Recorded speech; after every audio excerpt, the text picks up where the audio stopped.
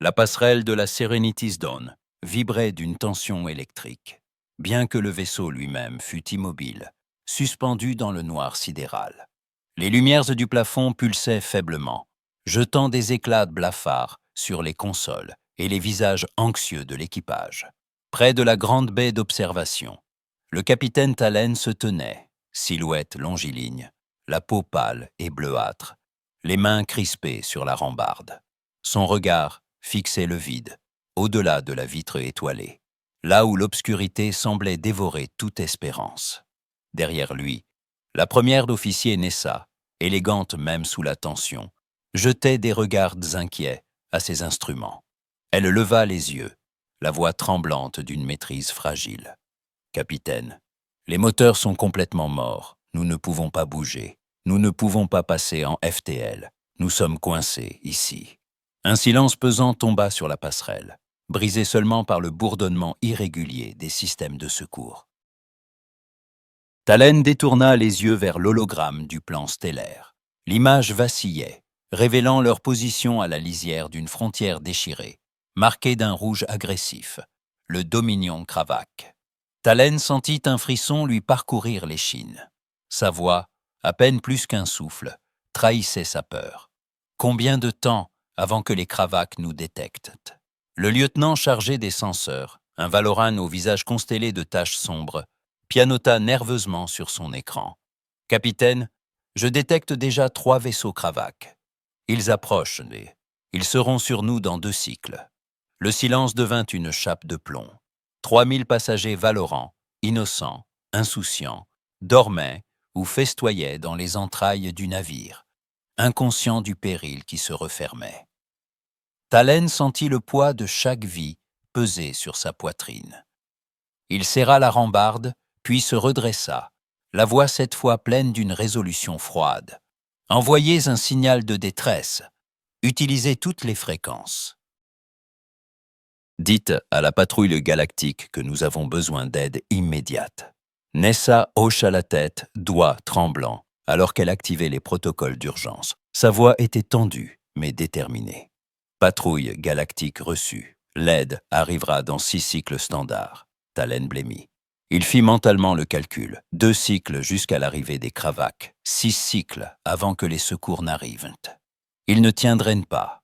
Il se tourna vers Nessa, la voix tranchante. « Ouvrez tous les canaux, toutes les fréquences, même les restreintes. » Nessa tressaillit, la panique perçant dans son regard. « Capitaine, cela inclut les bandes militaires humaines. Le protocole Sept l'interdit. » Talen la coupa, chaque mot pesé, implacable. « C'est une urgence existentielle. Envoyez-le. » Nessa s'exécuta sans un mot de plus.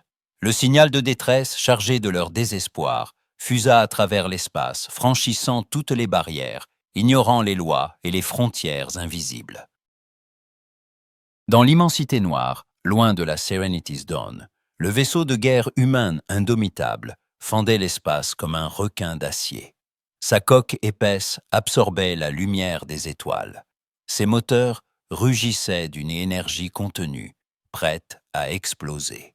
Sur la passerelle, le capitaine Maria Reeves, 42 ans, cheveux sombres tirés en arrière, les yeux perçants, régnait sur son domaine avec une autorité tranquille. Ses officiers s'affairaient autour d'elle, chacun à sa station. Le silence fut brisé par la voix du responsable des communications, tendu d'urgence. « Capitaine, signal de détresse, vaisseau de croisière Valoran. Panne totale des moteurs près de la frontière contestée. » Reeves se redressa, chaque muscle prêt à l'action. « Localisation ?» Le navigateur répondit aussitôt, le visage grave. « Nous pouvons les atteindre dans 1 cycle et demi à vitesse maximale. » Reeves ne laissa pas un instant d'hésitation troubler sa décision. Route directe, accélération maximale. Tout le monde à son poste de combat. Le commandant Shen, son second, s'approcha, la voix basse mais ferme. Le Conseil galactique protestera. Le protocole Sept, Reeves le coupa d'un ton glacial. Un vaisseau rempli de civils va être attaqué par des esclavagistes. Le protocole Sept attendra. Les alarmes résonnèrent sur la passerelle, lançant une lueur rouge sur les visages déterminés de l'équipage. L'indomitable pivota, ses moteurs hurlant, tandis qu'elle fonçait vers le danger. chaque membre de l'équipage se préparant à défier l'inconnu. Dans l'obscurité entre les étoiles, deux destins fonçaient l'un vers l'autre. Le temps jouait contre eux, et personne ne pouvait dire ce qui attendait la Serenity's Dawn, lorsque les Kravaques franchiraient la dernière frontière. Au loin, un écho de guerre et de salut traversait le vide, prêt à bouleverser l'ordre des étoiles. Nessa releva la tête de sa console, la voix à peine plus qu'un souffle, fêlée par l'angoisse et l'espoir mêlés. Capitaine, nous avons une réponse. C'est un vaisseau humain. L'UNC Indomitable. Ils seront sur nous dans un cycle et demi. La passerelle s'emplit d'un silence dense, presque palpable. Les regards des Valorants se croisèrent, remplis d'un mélange de crainte et de soulagement incertain. Quelques murmures, timides d'abord, se propagèrent comme une onde. Les humains. Nous avons appelé les humains. Une passagère, vêtue d'une robe iridescente, serrait sa main contre son collier de perles translucides, les yeux larges de stupeur. Un technicien de maintenance, le front barré de sueur, murmurait à son collègue à voix basse, comme s'il craignait d'attirer l'attention des dieux de l'espace. Nessa répondit, le timbre plus assuré, une lueur d'espoir perçant la panique. « C'est mieux que les Kravaques. » Talen hocha la tête, la mâchoire crispée. Il pivota vers la baie d'observation, son reflet déformé par la courbure du verre. Ouvrez une liaison en direct sur le réseau galactique. Que tout le monde voit ce qui va se passer. Obéissant, le personnel de la passerelle lança la diffusion. Les voyants des caméras s'illuminèrent. Le signal filant à travers les relais, traversant les systèmes stellaires à la vitesse de la lumière. Sur 1000 mondes, des écrans s'allumèrent. Des holoprojections se matérialisèrent dans les salons, les cafés, les marchés. Des millions d'yeux, humains, Valorants et bien d'autres, se braquèrent sur la Serenity's Dawn, suspendue entre la survie et l'anéantissement. Sur la passerelle de l'Indomitable, la tension était différente, plus froide, plus contenue. Le capitaine Reeves se tenait droite, fixant le compte à rebours projeté en grand sur l'écran principal. L'accélération faisait vibrer le plancher sous ses bottes. Chaque fibre du vaisseau poussait à la limite. Le commandant Chen s'approcha, la voix basse, pesée. « Nous n'arriverons pas à temps. » Reeves ne détourna pas les yeux du chrono, mais son visage s'assombrit. « Alors nous arriverons à temps pour les venger. Tous au poste.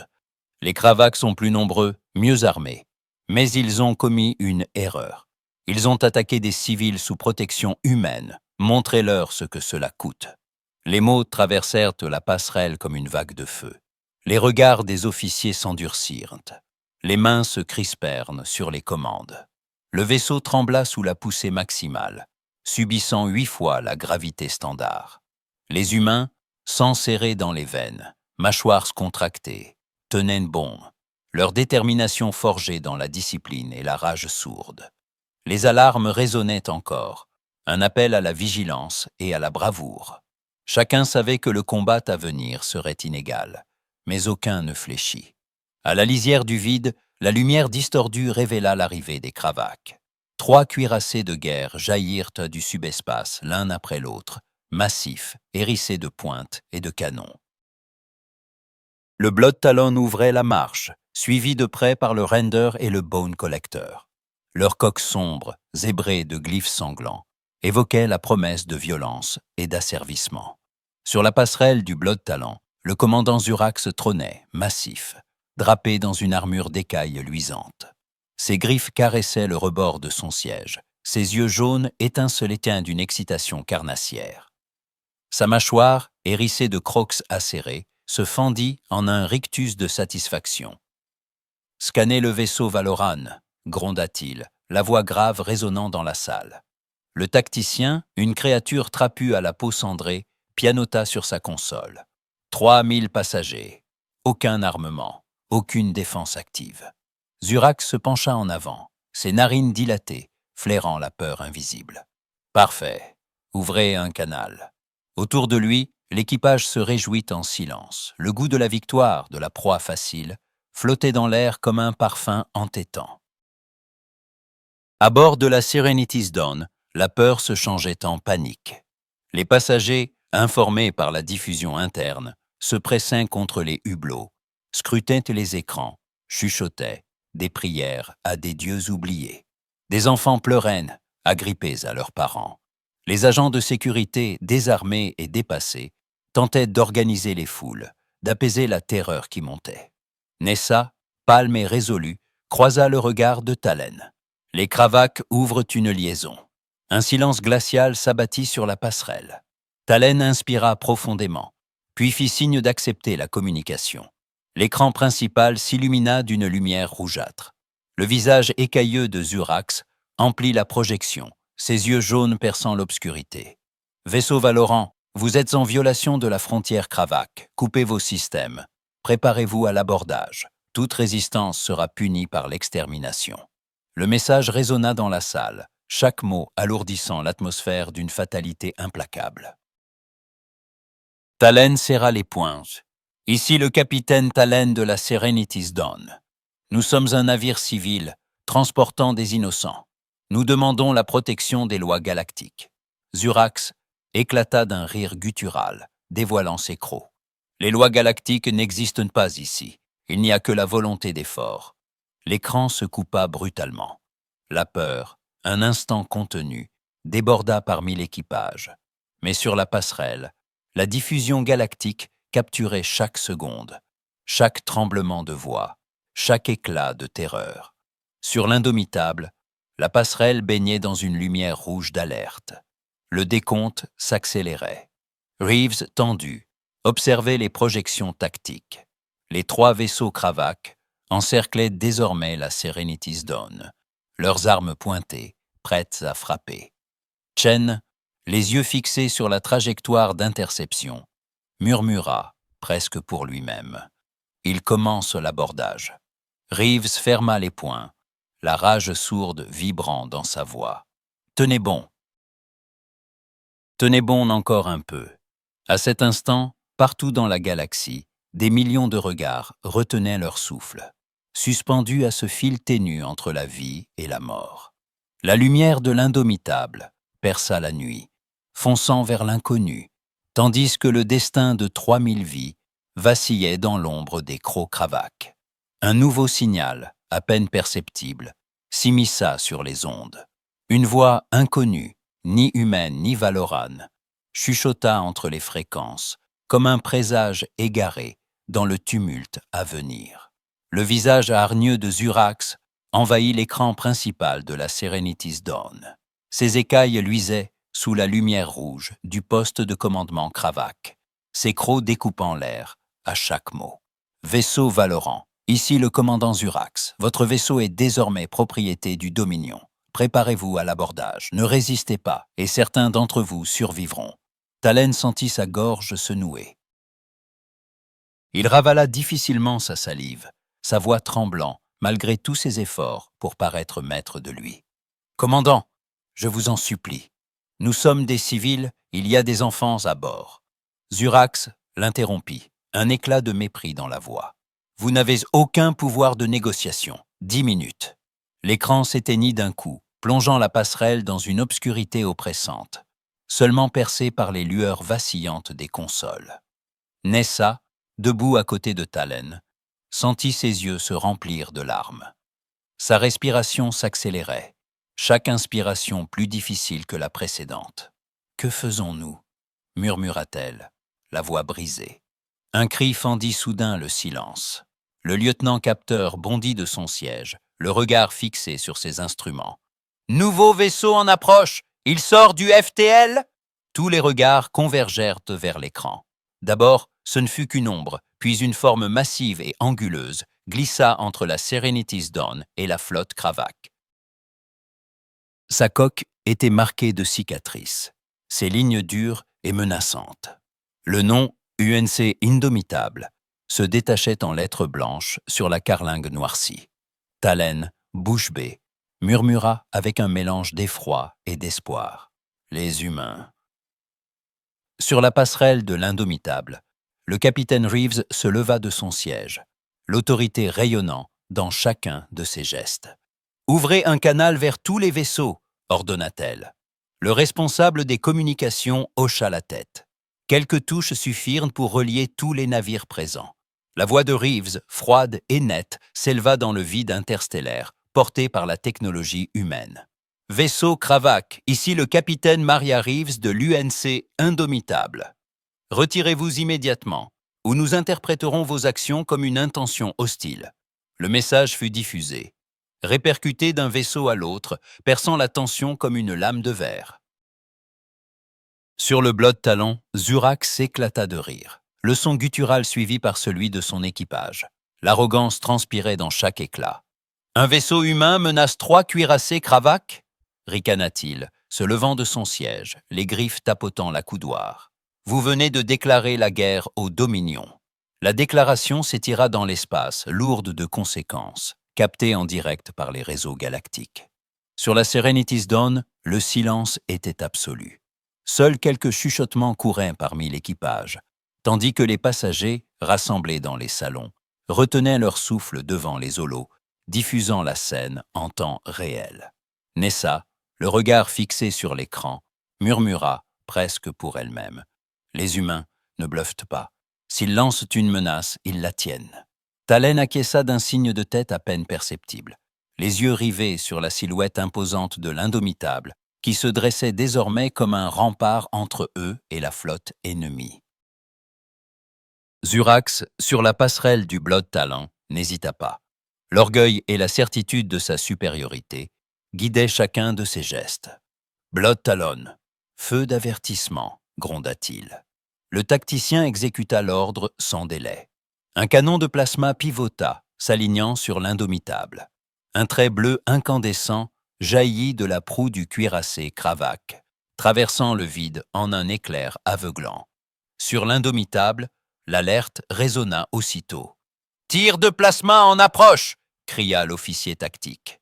Reeves, imperturbable, ordonna « Bouclier à pleine puissance, maintenez la position !» L'onde de choc secoua la coque du vaisseau humain, les boucliers crépitant sous la violence de l'impact.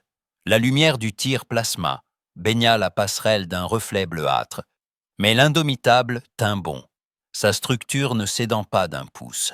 Un murmure de soulagement parcourut l'équipage, mais la tension restait à son comble. Chacun savait que le prochain tir ne serait peut-être pas un simple avertissement. Sur la Serenity's Dawn, les passagers crièrent, certains tombant à genoux, d'autres agrippant leurs proches dans une étreinte désespérée. Nessa ferma les yeux, une larme solitaire traçant un sillon sur sa joue. Talen, rassemblant tout son courage, se tourna vers elle. « Préparez-vous à toutes les éventualités, » dit-il à voix basse. « Mais tant que l'Indomitable tiendra, nous avons une chance. » Sur le Blood Talon, Zurax se leva, ses yeux brillants d'une lueur meurtrière, prêt à donner le prochain ordre. Dans le vide entre les deux flottes, le destin se jouait à la pointe des canons, chaque décision pouvant faire basculer l'histoire. Les vaisseaux se faisaient face, le silence à nouveau retombé, lourd, électrique, annonciateur de la tempête qui couvait. Une seconde de calme suspendu, aussi fragile qu'un souffle. Mais quelque part, derrière la peur et la rage, une nouvelle force s'éveillait. Un choix restait à faire, et dans la lumière des boucliers, l'aube d'un affrontement sans retour approchait. « Tir de plasma en approche !» hurla l'officier tactique, les yeux rivés sur les écrans saturés d'alertes rouges. « Interception défense rapprochée !» ordonna Reeves d'une voix tranchante. Sur les flancs de l'Indomitable, les canons magnétiques pivotèrent, leurs tubes chauffés par l'intensité de la bataille naissante. Les rails vibrèrent, expédiant une salve de projectiles hypervéloces.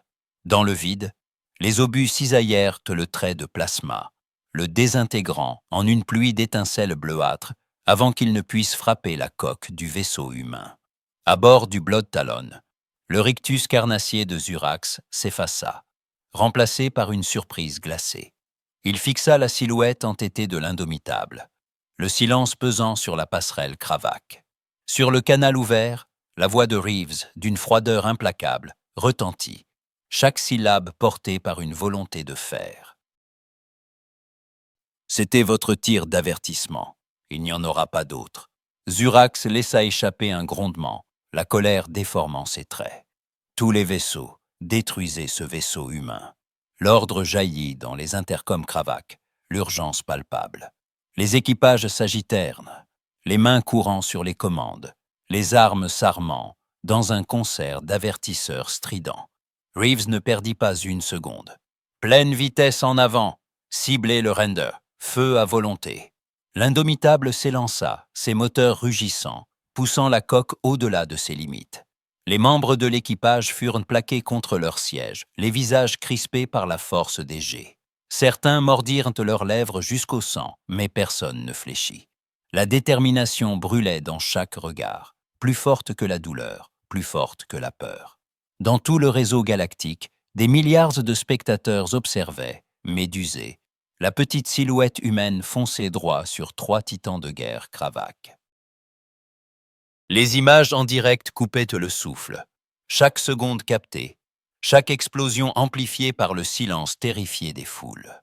Dans un salon de la Serenity's Dawn, un Valoran à la voix chevrotante murmura « Ils sont fous ». Nessa, debout près de la passerelle, les yeux écarquillés, souffla si bas qu'on aurait cru un secret. Non, ils sont en colère. Dans le vide, la bataille éclata. Les railguns de l'Indomitable crachèrent la mort à cadence maximale, des salves de métal pur filant vers le rend.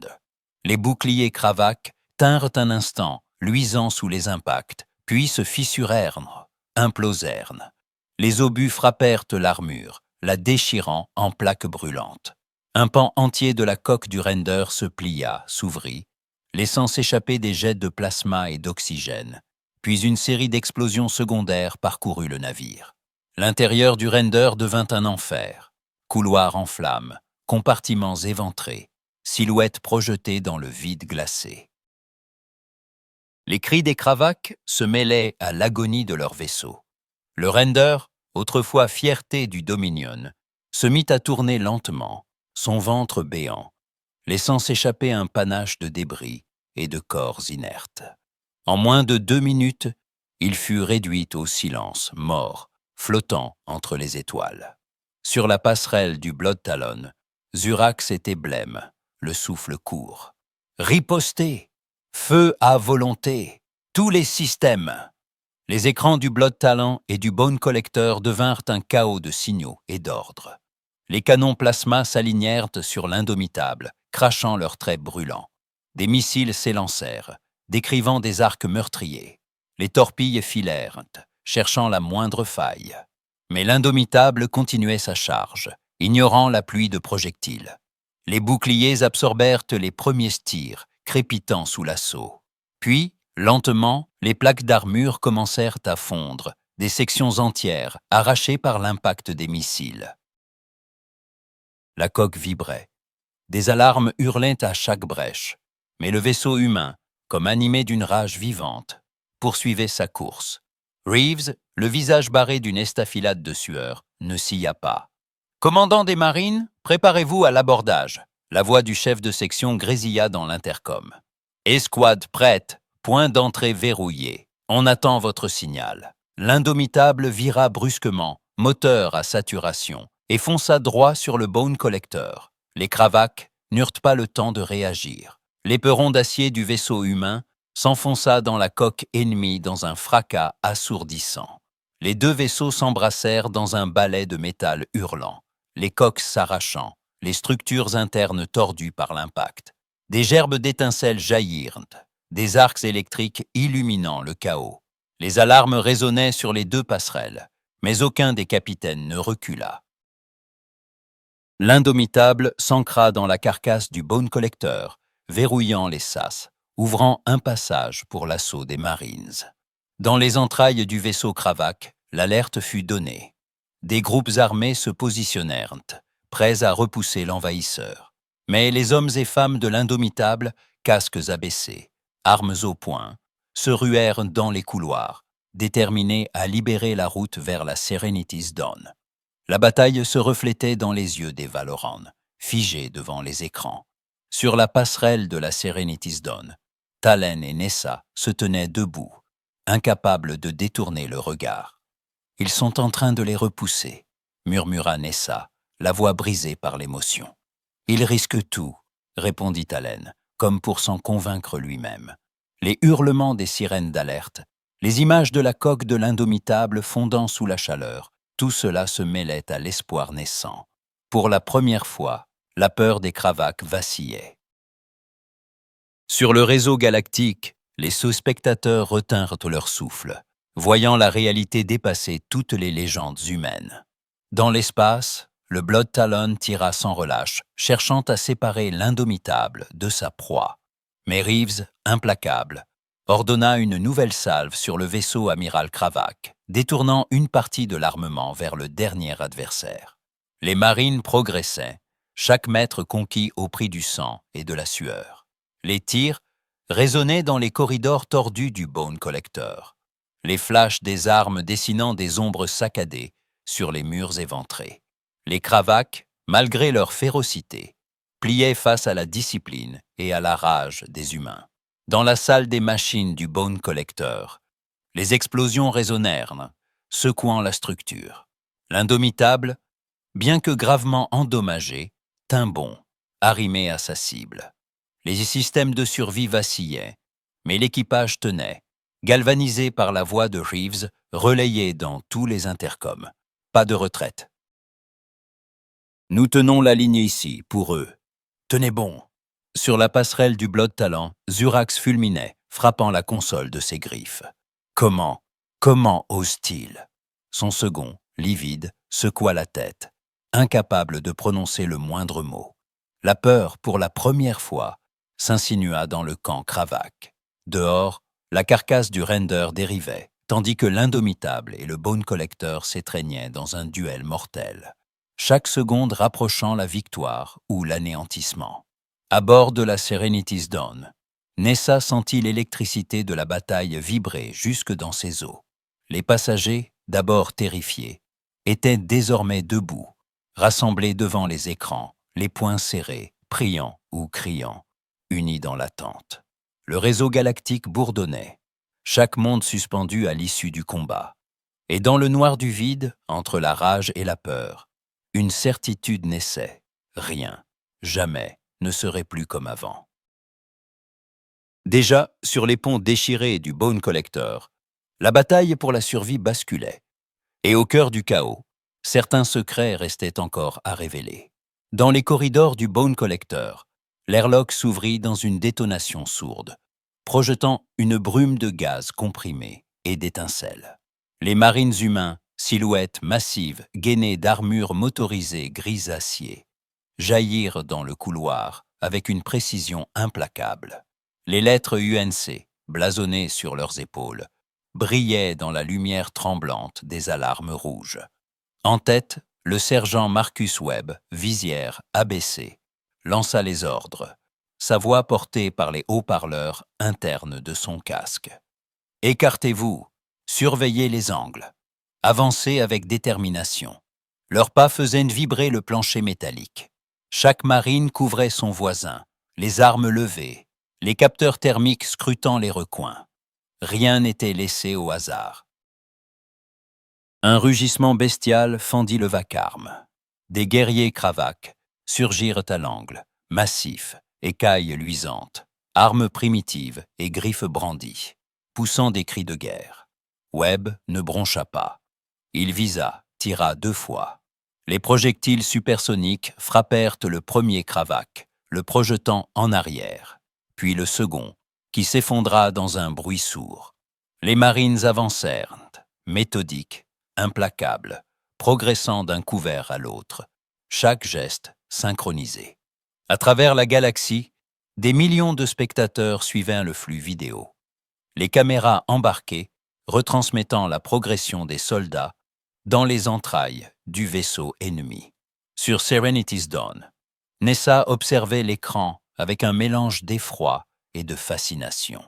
Ils bougent comme des chasseurs à la recherche de proies, comme une meute de loups, souffla-t-elle, admirative. Les Kravaks tentèrent une embuscade, tapis dans l'ombre d'un croisement, mais les marines avaient déjà anticipé. Webb fit signe, lançant une grenade fumigène. Un épais nuage blanc envahit le couloir. Derrière leur visière, les humains basculèrent en vision thermique. Les signatures infrarouges des cravaques devinrent des cibles parfaites. « Sur la gauche !» lança un marine. Les tirs éclatèrent, précis. Les cravaques, pris au dépourvu, tombèrent ou jetèrent leurs armes. 15 d'entre eux, encerclés, levèrent les bras, abandonnant tout espoir de victoire. Pas un seul humain n'était tombé. Les caméras captèrent l'instant. Les cravaques à genoux, les mains sur la nuque, encerclés par des marines inébranlables, le silence seulement brisé par le cliquetis des armes et les respirations haletantes. Dans la salle de commandement du Blood Talon, Zurax fixait l'écran de statut du Bone Collector. Les mots étaient sans appel. Abordé, équipage en train de se rendre. Autour de lui, son équipage restait figé, la peur remplaçant la fureur. Zurax sentit la panique monter, son souffle s'accélérer. Il hésita un battement de cœur, puis cracha l'ordre, la voix déchirée. « Retraite, faites demi-tour maintenant. » Le Blood Talon pivota lourdement, moteur en surchauffe, tentant de fuir le champ de bataille. Sur les senseurs, le render n'était plus qu'un champ de débris glacés. Le Bone Collector muet, aux prises avec les humains. Sur la passerelle de l'indomitable, Reeves n'attendit pas. Son regard était d'acier, chaque muscle tendu par l'adrénaline. Visez les moteurs du Blood Talon. Feu. Les rails vibrèrent, propulsant une pluie d'obus magnétiques. Les projectiles traversèrent la coque du cuirassé Cravaque, éventrant les propulseurs. Des explosions secouèrent la poupe du vaisseau, des flammes et des jets de gaz se répandant dans l'espace. Sur le canal ouvert, la voix de Reeves, glaciale et implacable, résonna dans tout le système. « Commandant Zurax, rendez-vous ou je continue le tir. Vous avez 30 secondes. » Sur le Blood Talon, Zurax sentit la défaite l'écraser. Ses griffes tremblèrent, ses yeux jaunes fuyants. Il jeta un regard à ses officiers, tous abattus, résignés. Il savait. Il n'y avait plus d'issue, plus de fierté à sauver. Il abaissa la tête, activa le transmetteur. Nous nous rendons. Dans la galaxie, l'annonce se répercuta d'un bout à l'autre des réseaux. Les images des marines encerclant les cravaques, du Blood Talon en flammes, de la voix inébranlable du capitaine humain, circulèrent comme une traînée de poudre. Sur Serenity's Dawn, Nessa n'osait pas bouger. Talen, à ses côtés, laissa échapper un souffle tremblant, comme si tout l'univers s'était soudain allégé. Mais personne ne parla encore. L'instant, suspendu, résonnait de tous les possibles à venir. Au-delà des écrans, sur les ponts dévastés et dans les esprits, quelque chose venait de basculer. Ce jour-là, la peur avait changé de camp, et l'écho de cette victoire humaine éveillait déjà de nouveaux regards dans l'ombre du vide. Sur la passerelle du Bone Collector, la lumière crue des projecteurs humains découpait des ombres mouvantes sur les écailles ternies des cravats capturés. Les marines, visières relevées, armes abaissées, mais prêtes, encerclaient que la trentaine de guerriers ennemis agenouillés, les mains jointes derrière la nuque, la résignation peinte sur leurs visages reptiliens. Au centre de la pièce, la commandante Sarah Okafor, haute silhouette sombre dans son armure renforcée, balaya la salle du regard, attentive à chaque souffle, chaque mouvement. Elle activa son communicateur d'un geste sec. « Passerelle sécurisée, capitaine. Pertes ennemies minimales. 73 prisonniers à bord. » La voix de Reeves, déformée par la fatigue mais vibrante d'un soulagement maîtrisé, répondit aussitôt. « Et nos pertes ? 12 blessés. Aucun en danger critique, » répondit Okafor. « Les équipes médicales sont déjà à l'œuvre. » Sur la Serenity's Dawn, la nouvelle se répandit comme une onde de choc. Les Valorants, entassés devant les écrans du réseau galactique, se regardaient avec une incrédulité muette. Certains, tout juste réveillés par les sirènes d'alerte, restaient immobiles, sidérés. D'autres pleuraient, riant et sanglotant à la fois. Aucun passager n'avait été blessé. Pas un enfant, pas un ancien. Les humains avaient gagné, et ils les avaient sauvés. Le silence qui suivit fut empli d'une tension étrange, vibrante. Personne n'osait parler, comme si le moindre mot risquait de rompre le charme d'un miracle. Soudain, la passerelle de la Serenity's Dawn s'emplit d'un grésillement familier. Un canal s'ouvrit et le visage du capitaine Maria Reeves apparut sur l'écran principal. Son uniforme était froissé, son visage marqué par la fatigue et la tension. Mais son regard restait ferme, assuré. « Capitaine Talen, est-ce que votre équipage et vos passagers sont en sécurité ?» Talen, debout au centre de la passerelle, sentit sa gorge se nouer. Il avait vu la mort fondre sur eux, puis s'éloigner. Il avait vu l'impensable. Sa voix trembla, mais il trouva la force de répondre. « Oui, nous sommes indemnes. Vous voulez vraiment nous aider? Après ce que vous venez de faire, tout ça, pour nous ?» Un silence suspendu, le temps d'un souffle. Reeves répondit, la voix douce mais sans appel. « Bien sûr, c'est pour cela que nous sommes venus. Vous avez envoyé un appel de détresse. » Dans ce bref échange, Talen sentit la réalité lui tomber dessus, plus lourde que la peur. Les humains n'étaient pas venus pour la gloire, ni pour l'honneur ou la vengeance. Ils étaient venus parce que quelqu'un, quelque part, avait besoin d'aide, et c'était suffisant. Peu après, la danse des navettes débuta. Les modules de transfert humains quittèrent l'Indomitable, traversant les débris encore fumants du champ de bataille. Ils s'arrimèrent à la Serenity's Dawn, puis au Bone Collector. Les portes s'ouvrirent sur des équipes de secours, médecins et ingénieurs en combinaison, portant des caisses de matériel, des brancards, des générateurs portatifs. Dans les couloirs du paquebot Valoran, les passagers se pressaient, intrigués, inquiets. Les humains avançaient, saluaient d'un signe de tête, distribuaient des couvertures, des rations, des mots rassurants. Les médecins scannaient les blessés, posaient des pansements, administraient des calmants, tout cela avec une efficacité sans faille et une douceur surprenante. Dans la salle des machines, les ingénieurs humains examinaient les moteurs endommagés. Ils discutaient à voix basse, échangeant des schémas holographiques avec les techniciens Valorant. Rapidement, les outils vrombissaient. Les panneaux étaient démontés, les circuits refaits. La promesse d'un retour à la lumière, à la mobilité, renaissait dans l'air saturé de graisse et d'ozone. Au détour d'un couloir, un petit groupe d'enfants Valorant, curieux et timides, suivait un jeune marine.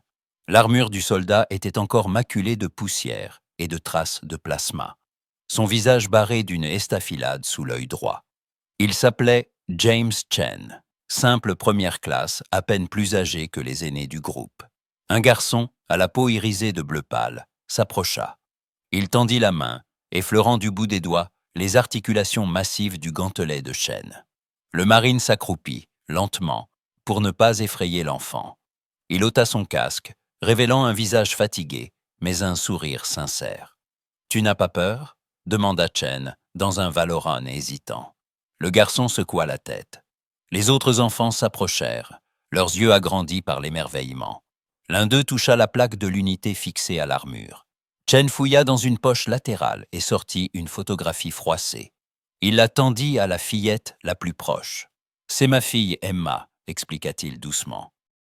« Elle a 5 ans. J'ai pensé à elle en venant vous aider. » L'image montrait une petite humaine, cheveux bruns, en bataille. Un grand sourire édenté, une peluche serrée contre elle. Les enfants Valorance se passèrent la photo, fascinés. Un silence s'installa, chargé d'une émotion nouvelle. Pour la première fois, les passagers virent les humains non comme des prédateurs venus d'un monde de mort, mais comme des parents, des enfants, des protecteurs. Sur la passerelle de la Serenity's Dawn, Nessa observait la scène sur les moniteurs, la gorge serrée d'émotion. Talen se tenait à ses côtés, le regard posé sur les images des marines, distribuant des rations, des enfants riant, des blessés Valorants pris en charge. Nessa murmura, presque pour elle-même, mais suffisamment fort pour que Talen l'entende. Ce sont des prédateurs suprêmes, mais aussi des animaux de meute. Quand nous avons lancé notre appel, ils ont décidé que nous faisions partie de leur meute. Talen détourna les yeux, méditant ces mots. Il regarda de nouveau les humains, leur force, leur discipline, mais aussi leur sollicitude, leur capacité à protéger ce qui leur était cher. Une nouvelle compréhension naissait, fragile, hésitante, mais réelle. Dans tout le réseau galactique, les images défilaient en boucle. Les prisonniers Kravac alignés, les marines humains épuisés mais debout, les ingénieurs à l'œuvre, les enfants valorants riant autour de chaînes, les commentateurs, d'abord incrédules, laissaient une place à l'admiration, à la crainte, mais aussi à un respect nouveau. Les Deathworlders, ces terriens dont la réputation de férocité terrifiait la galaxie, venaient de montrer autre chose.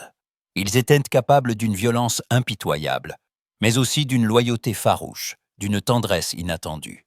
Sur la passerelle de l'Indomitable, Reeves reçut le dernier rapport des équipes. Les blessés étaient soignés. Les moteurs Valoran redémarraient. Les prisonniers Kravac étaient confinés, traités avec dignité malgré la défaite. Reeves se permit un instant de repos, s'appuyant contre la console, les yeux fermés. Un sourire las effleura ses lèvres. La mission était accomplie, mais elle savait que les conséquences de cette journée résonneraient longtemps. Plus tard, dans un coin tranquille du paquebot, Chen était toujours entouré d'enfants valorants. Il leur montrait, sur son datapad, des images de la Terre, forêts, montagnes, océans, puis d'autres photos d'Emma. Les enfants écoutaient, captivés, posant 1000 questions.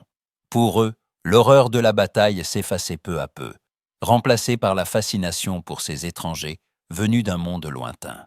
Dans le couloir, Nessa observa la scène, un sourire attendri sur les lèvres. Elle croisa le regard de Talen. « Il faudra du temps pour que tout le monde comprenne ce qui s'est passé aujourd'hui », murmura-t-elle. « Oui », répondit Talen, la voix pleine de gravité. Mais ce temps a commencé. Ici, maintenant, dans les entrailles du Bone Collector, les prisonniers Kravac attendaient, silencieux, sous la surveillance de marines humains. Certains baissaient la tête, d'autres observaient leur geôlier avec une perplexité nouvelle. Eux aussi avaient vu la compassion avec laquelle les humains soignaient leurs blessés, la fermeté tempérée par la justice. Au loin, dans le vide étoilé, la carcasse du Render dérivait, tandis que la lumière de la Serenity's Dawn brillait de nouveau, promesse de retour à la vie, à l'espoir. Les navettes humaines rentraient une à une, leur mission accomplie, mais leur cœur marqué par ce qu'ils avaient vu, ce qu'ils avaient protégé, ce qu'ils avaient perdu. Une ère nouvelle s'ouvrait dans le silence après la tempête, tissée de questions, d'incertitudes et d'une confiance fragile entre espèces autrefois ennemies. Dans l'obscurité, un pacte tacite venait de naître, et personne ne pouvait dire ce qu'il en adviendrait, alors que l'histoire continuait de s'écrire, là où les prédateurs s'étaient révélés, pour un instant, gardiens de la meute. Le réseau galactique bourdonnait d'une agitation fébrile. Sur les écrans du multivers, une nouvelle transmission, urgente et martelée de colère, s'imposa. Le Dominion Kravac, par la voix sifflante d'un diplomate écailleux, exigea la restitution immédiate de ses vaisseaux et prisonniers, le paiement pour le cuirassé détruit, ainsi qu'une excuse publique. Sinon, promit-il, la guerre tomberait sur les mondes humains. L'image se brouilla pour révéler un cortège funèbre de croiseurs. 50 vaisseaux de guerre, toutes armes dehors, fonçaient déjà vers New Perth, la plus jeune colonie terrienne. Partout dans la galaxie, les chaînes d'information coupaient leur programme, basculant sur l'image des flottes, des visages inquiets, des experts bredouillants, analyses et craintes. Les spectateurs sentaient la tension monter, inéluctable, tandis que les Kravac martelaient leur soif de vengeance. Sur la passerelle de l'Indomitable, la lueur des écrans illuminait les traits tirés de l'équipage. Reeves, debout, reçut la communication de la Terre, scellée et prioritaire. Elle la lut d'un regard, puis se tourna vers ses officiers. Ordre du commandement terrestre, retour à la maison. Ils vont gérer le Dominion. Un murmure d'inquiétude parcourut la salle, mais Reeves resta impassible, hochant la tête. « Préparez le saut, nous partons !» Mais dans les fréquences ouvertes, les Cravaques captèrent la transmission. Ils y lurent une hésitation, y flairèrent la peur. Leur arrogance enfla. Pour eux, les humains battaient en retraite. Dans le vide entre les étoiles, la flotte Cravaque émergea du subespace. 50 mastodontes hérissés de canons, luisant d'une lumière froide. Le vaisseau amiral, le Domination, trônait à la proue. Sur la passerelle, le commandant de flotte Kroll, silhouette massive, écaille noire, contemplait la planète bleutée en contrebas, ses yeux fendus d'une lueur carnassière. Le tacticien consulta les senseurs, ses doigts griffus dansant sur la console. 8 vaisseaux de défense, 12 plateformes orbitales, quelques batteries au sol. Kroll eut un sourire méprisant. Une proie facile. Les officiers acquiescèrent, déjà certains de la victoire. Sur New Perth, la panique bourdonnait dans les rues et les couloirs du centre de commandement. Sur l'écran principal, les vaisseaux Cravaques grandissaient, leur ombre s'étendant sur la colonie. La gouverneure Sarah Martinez, 50 ans, cheveux d'argent tirés en arrière, se tenait droite au milieu de la tempête.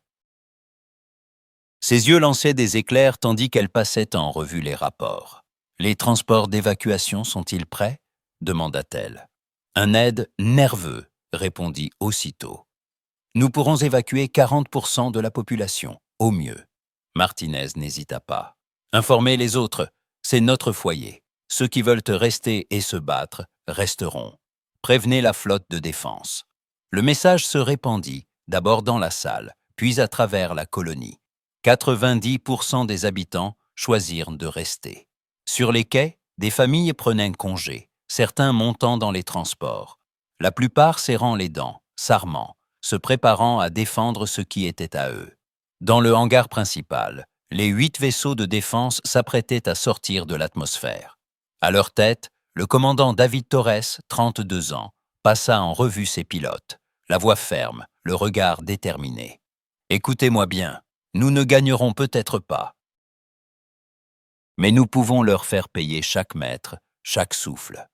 Écartez-vous, forcez-les à se disperser. Ne leur laissez pas une cible facile. Bonne chance à tous. » Les pilotes hochèrent la tête. Certains se signèrent, d'autres firent craquer leurs jointures. Puis, un à un, les vaisseaux quittèrent la surface, s'élançant à la rencontre de l'envahisseur. La bataille éclata sans préambule. 3 vaisseaux humains tombèrent dans la première salve, pulvérisés par la puissance de feu Cravaque. Mais ils ne partirent pas seuls. 2 croiseurs ennemis explosèrent avec eux, piégés par des charges placées dans leur trajectoire, des manœuvres suicidaires et héroïques.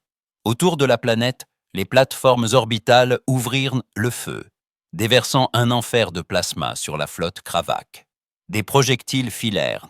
Certaines plateformes furent détruites en quelques minutes, mais elles ralentirent l'assaut, créant des brèches, obligeant les Cravaques à se disperser.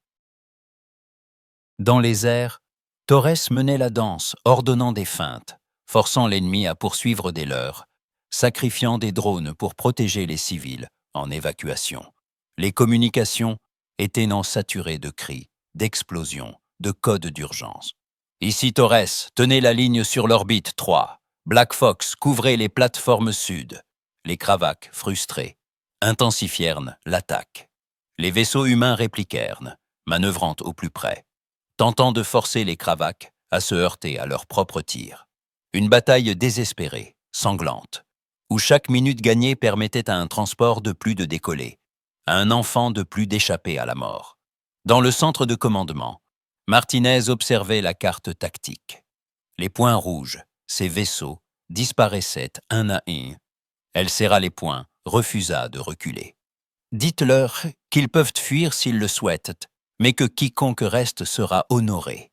C'est ici que nous faisons front. » À travers les communications, les voix des pilotes se firent de plus en plus hachées, entrecoupées d'explosions, de hurlements et de silence. Après 40 minutes, la situation devint intenable. Le Perth's Pride, dernier vaisseau de la flotte humaine, entouré de carcasses fumantes, lutta jusqu'au bout. Torres, assis dans le cockpit, le visage en sang, observa les senseurs. Il n'était plus que 2 contre 20. Un missile frappa, secoua la coque. Les écrans clignotèrent. Il activa la transmission longue portée. La voix rauque mais résolue, portée au-delà des frontières du système. Terre, ici New Perth. Nous avons tenu aussi longtemps que nous avons pu. Ne laissez pas nos morts être vains. Faites-leur payer. L'image se brouilla. Le signal coupé par l'explosion finale du Perth's Pride. Autour de New Perth, le silence s'installa, ponctué seulement par les vaisseaux Kravac qui commençaient à descendre vers la planète. Dans le réseau galactique, la stupeur régnait.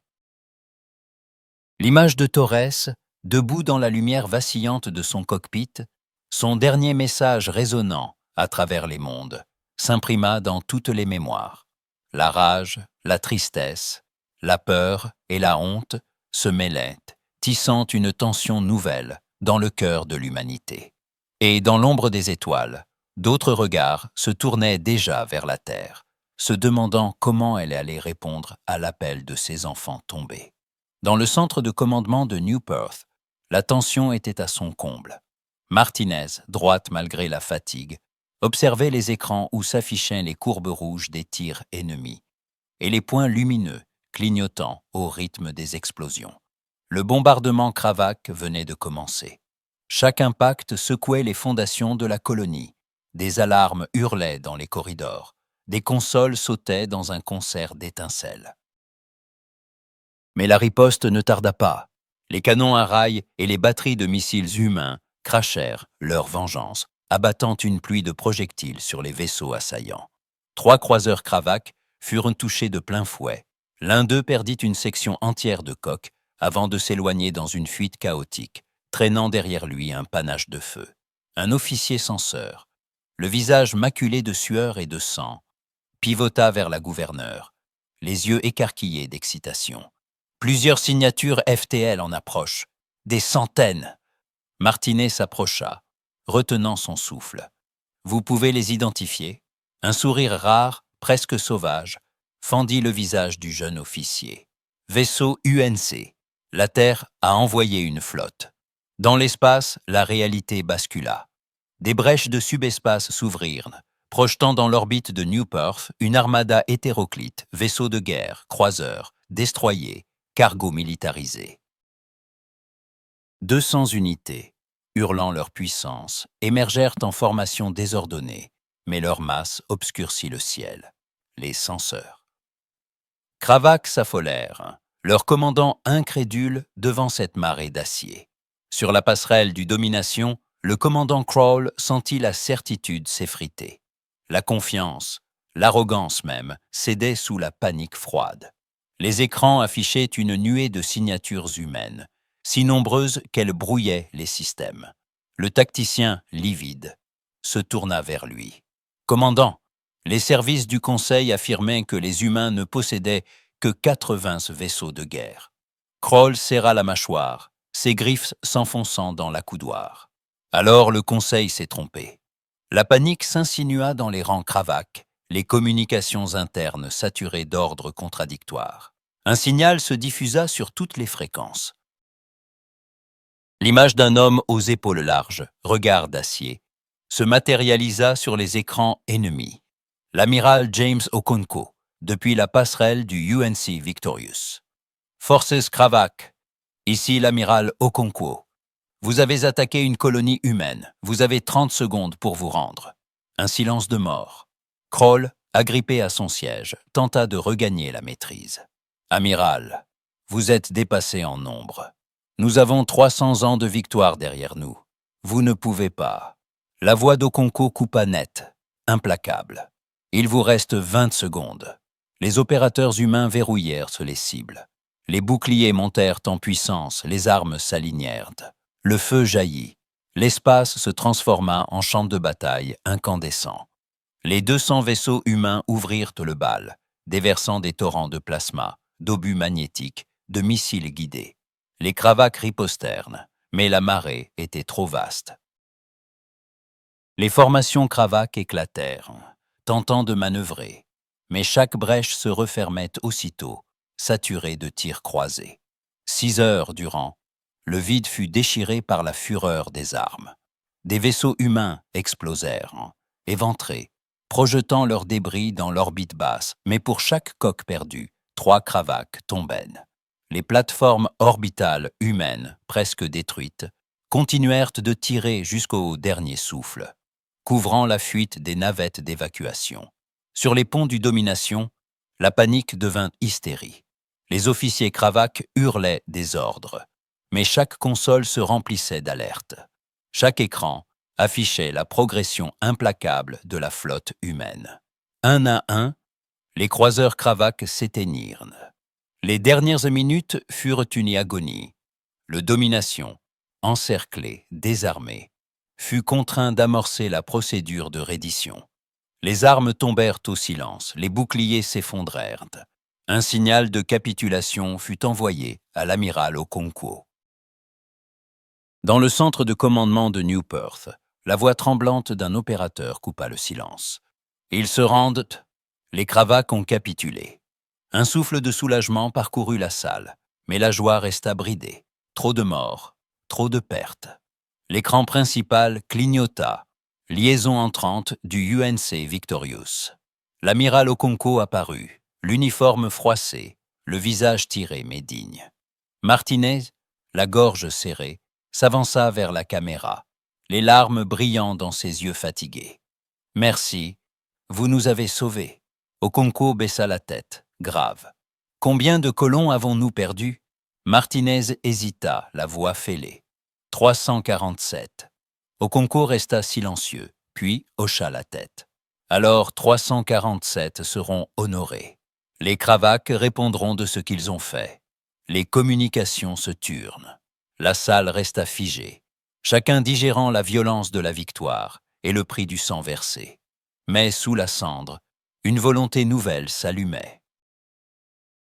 Rien ne serait oublié, ni les héros tombés, ni la promesse silencieuse de justice qui flottait, tenace dans le vide encore vibrant des canons refroidis. Dans l'obscurité du vide, la flotte humaine fendait l'espace en direction de Cravak Prime. Sous les ordres du commandement terrestre, 160 vaisseaux de toute taille et classe jaillirent du subespace animés d'une détermination froide. L'objectif était simple, en finir avec le Dominion. Mais face à eux, 300 navires cravaques attendaient, prêts à défendre leur monde natal. Autour de la planète, forteresses orbitales et batteries au sol s'alignaient, formant une muraille d'acier et de feu. Sur la passerelle du UNC Victorious, l'amiral James Okonkwo se tenait droit, l'uniforme impeccable malgré les heures de veille. Son visage, retransmis sur toutes les fréquences, apparut sur les écrans du Dominion, dans chaque centre de commandement, chaque salon, chaque place publique. Peuple du Dominion Cravasse, votre gouvernement a attaqué une colonie humaine. Selon nos lois, nous pourrions détruire votre monde. Mais nous ne faisons pas la guerre aux civils. Rendez-vous immédiatement. Libérez vos esclaves. Payez les réparations. Acceptez la supervision du Conseil galactique. Refusez, et nous détruirons votre armée et votre gouvernement.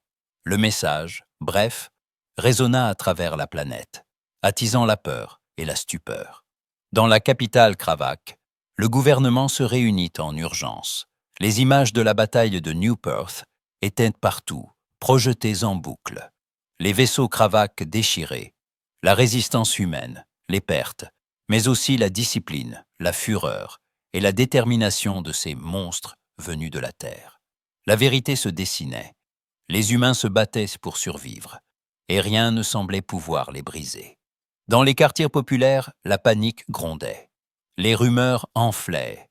Certains parlaient de vengeance, d'autres de honte. Les familles, terrées chez elles, écoutaient que les débats fiévreux des conseillers, qui vacillaient entre la fierté ancestrale et la peur viscérale d'une destruction totale. 12 heures passèrent. Les négociations, d'abord tendues, devinrent supplications. Les militaires cravaques, réalisant la détermination de l'ennemi, comprirent que la lutte était vaine. La reddition fut votée sans condition. À l'aube du XIIIe cycle, le Dominion capitula. La flotte humaine resta en orbite, imposant la paix. Bientôt, les vaisseaux du Conseil galactique arrivèrent, arborant leurs couleurs neutres. Les armées Kravak furent désarmées. Les camps d'esclaves s'ouvrirent. Des milliers de prisonniers, humains, valorants, et bien d'autres, retrouvèrent la lumière du jour. Partout sur Kravak Prime, la population assistait, hébétée, à la fin d'un règne de peur. Dans chaque foyer de la galaxie, une liste défilait sur les écrans, traduite en toute langue connue. Les noms des 347 humains tombés à New Perth furent égrenés, un à un, honorés par un silence planétaire. Leurs visages, leurs histoires, leurs familles devinrent le symbole d'un nouveau chapitre. Des mois plus tard, dans la salle de l'Assemblée du Conseil galactique, la tension était d'une autre nature. Les représentants des mondes membres étaient réunis sous la coupole translucide. Chaque espèce attentive, chaque regard chargé d'attente. Au centre, debout devant le pupitre, le capitaine Talen de la Serenity's Dawn prit la parole. Sa voix était calme, mais son émotion traversait les siècles d'histoire commune. Nous avons envoyé un SOS dans le désespoir. Les humains sont venus, ils nous ont sauvés. Quand ils ont été provoqués, ils ont montré à la galaxie ce que les enfants des planètes de mort savent faire. Mais ce qui m'effraie le plus, c'est qu'ils pleurent leur mort. Ils aident à reconstruire. Ils envoient de l'aide à leurs ennemis. Ce sont des prédateurs suprêmes, dotés d'une conscience. Le silence régna quelques instants, puis des applaudissements éclatèrent, discrets d'abord, puis grandissants. Sur proposition unanime, la Terre reçut un siège permanent au Conseil de sécurité. Reeves fut promu amiral, à la tête d'une nouvelle flotte. Le Dominion Kravak fut profondément réformé, les esclaves affranchis, les responsables traduits devant le Conseil. Un an plus tard, la Serenity's Dawn, restaurée, brillait de nouveau dans l'espace. Sur la passerelle, Talen accueillit une nouvelle venue. La lieutenante Sarah Kim, humaine, regard franc, uniforme bleu nuit. « Je suis ici pour m'assurer que vous vous sentiez en sécurité, capitaine. Si vous avez besoin de quoi que ce soit, demandez-le-moi. » Talen hésita, puis posa la question qui brûlait ses lèvres. « Pourquoi faites-vous cela? Pourquoi nous aider ?» Kim sourit, son accent terrien réchauffant l'air. « Sur Terre, nous avons un dicton. Personne ne se bat seul. Quand vous avez appelé, vous étiez seul, effrayé. Nous ne pouvions pas l'accepter. » La passerelle resta silencieuse, chacune méditant les mots de la jeune femme. Au-delà des parois du vaisseau, la galaxie changeait. Le message s'était propagé sur des milliers de mondes. Si vous avez besoin d'aide, envoyez un SOS. Les enfants des planètes de mort viendront. Ils combattront pour vous. Ils protégeront leur meute. Et dans cet univers périlleux, il n'existait pas d'allié plus redoutable, ni plus fidèle qu'un humain.